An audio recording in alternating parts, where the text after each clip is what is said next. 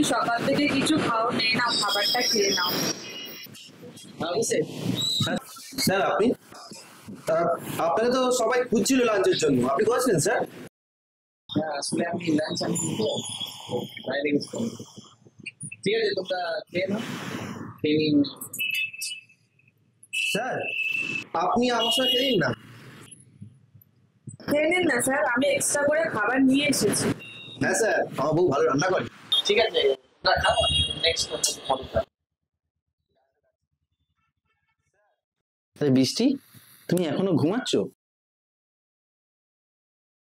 আমি অফিস যাব, আমার ব্রেকফাস্ট রেডি নেই, টিফিন রেডি নেই, কি খাবো আমি অফিসে? আরে তোমার মাথা খারাপ আছে নাকি? আমি এমনিতেই রাত্রি করে শুয়েছিলাম, তার মধ্যে এসে যাও বাইরে থেকে খেয়ে নাও। অভিষেক,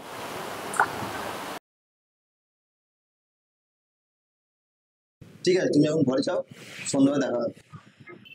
বলছি তোমার কাছে কি 20 টাকা হবে? তাহলে দিতে, আমি আসার সময় হেঁটে হেঁটে এসছি তো, পা খুব ব্যথা করছে, তাহলে যাওয়ার সময় টোটোতে করে যেতে পারতাম। 20 টাকা? 20 টাকা তো আমার কাছে নেই। আচ্ছা নেই, তাহলে ছেড়ে দাও, আমি হেঁটেই চলে যাবো। তাহলে জলের বোতলটা দাও, যদি রাস্তায় জল পিপাসা হয় তাহলে তো আমি খেতে পারবো।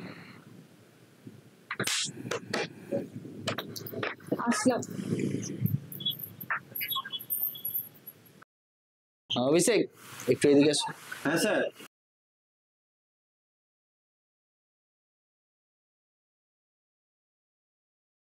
না, তোমার ওয়াইফ এত রোদে হেঁটে যাবে, তুমি ওনাকে রিক্সা ভাড়াটা দিয়ে দাও। স্যার বলছি, স্যার স্যালারি পেলে আপনার টাকা শোধ করে দেবো।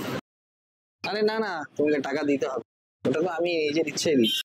আমার দেখে খুব ভালো লাগবে, তোমার ওয়াইফ তোমার এত কেয়ার করে, তোমার এত ভালোবাসে, এত রোদের মধ্যে তোমার জন্য লাঞ্চ নিয়ে এসছে, তাই আমি খুশি হয়ে তোমাকে টাকাটা দিচ্ছি, এটা তোমাকে ফেরত দিতে হবে।